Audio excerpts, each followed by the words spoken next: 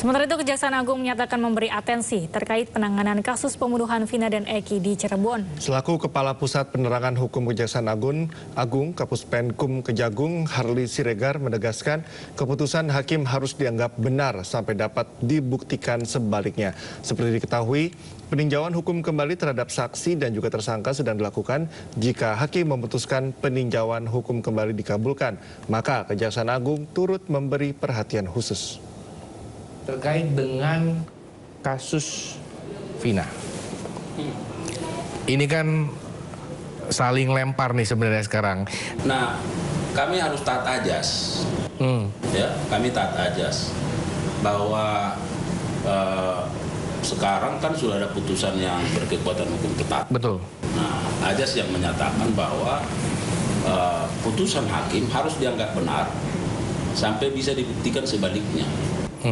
Nah, ketika misalnya ada fakta-fakta yang menyatakan bahwa ternyata putusan hakim itu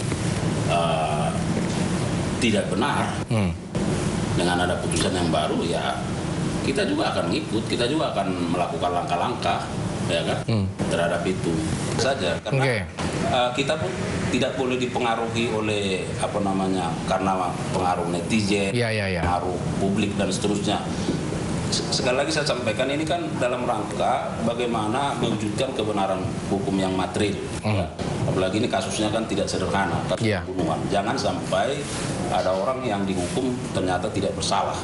Nah, dalam konteks ini bahwa saya sampaikan jaksa tentu taat ajas karena hingga saat ini kan masih harus dipegang ada putusan terdahulu yang menyatakan bahwa para pelaku ini bersalah. Betul.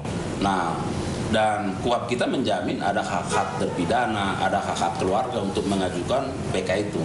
Nah, ketika misalnya nanti hakim bahwa memandang ini ternyata PK-nya katakan dikabulkan dan ada putusan yang berbeda dengan putusan sebelumnya, nah tentu kita akan sikapi, kita akan atensi terhadap persoalan ini. Jadi kita bekerja bukan karena bahwa ada tuntutan masyarakat, ya itu menjadi pertimbangan kita, tapi kita tidak di situ karena kita terkait dengan penegakan hukum yang berdasarkan